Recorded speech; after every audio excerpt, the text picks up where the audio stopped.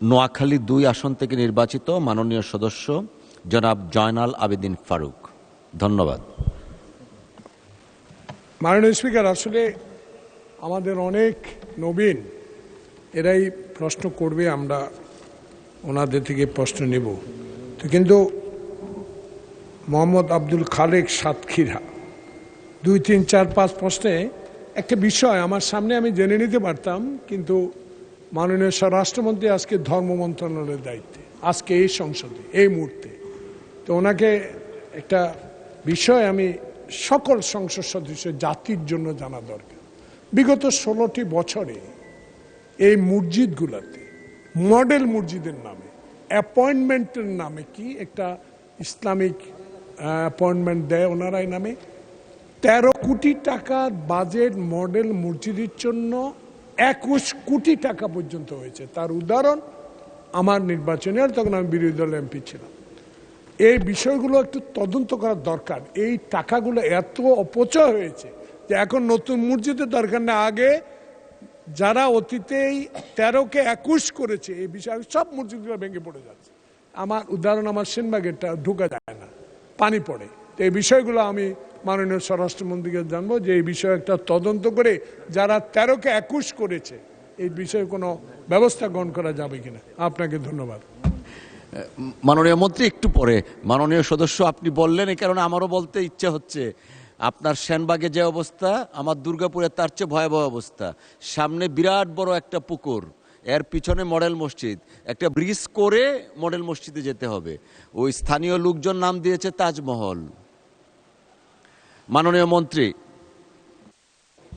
মানে স্পিকার কি বললেন লাস্টে? স্থানীয় লোকজন যেহেতু মসজিদের সামনে বিরাট বড় পুকুর, তাজমহলের দৃশ্যটা যেমন পানির সামনে বা পিছনে একটা আছে, ওইটা ওই রকম নাম দিয়েছে যে এটা দুর্গাপুরের তাজমহল। মসজিদের সামনে বিশাল আকারে পুকুর। এখন এইটাতে ঢুকতে গেলে আপনার ব্রিজ করতে হবে আর কি, মসজিদ আর ব্যবহার করা যাচ্ছে না, এই জন্য নাম দিয়েছে তাজমহল। ধন্যবাদ মাননীয় স্পিকার। মাননীয় সদস্য জনাব জয়নাল আবেদিন ফারুক, ইনি অত্যন্ত প্রবীণ সংসদ সদস্য, ওনার অভিজ্ঞতা অনেক বেশি। তিনি যেই প্রশ্নটা করেছেন এটা সর্বক্ষেত্রেই বলা যায় প্রযোজ্য। বিগত আওয়ামী ফ্যাসিবাদী সরকারের সময়ে অর্থ লোপাটের বিভিন্ন প্রকল্প নেওয়া হয়েছে। আমি এখানে বলছি না যে পদ্মা সেতুর মতো দুর্নীতি এখানে হয়েছে, তবে ইসলামের নামে মসজিদের নামে তারা যা করেছে সেটা অত্যন্ত গর্হিত কাজ। মডেল মসজিদ অবশ্যই ভালো উদ্যোগ, কিন্তু এই মডেল মসজিদ নির্মাণের জন্য প্রকল্প ব্যয় প্রাক্কলন সেটা যথাযথ হয়েছে কিনা এটা একটা খুবই যুক্তিসঙ্গত প্রশ্ন। ১৩ কোটি ব্যয় ২১ কোটিতে বৃদ্ধি হয়েছে।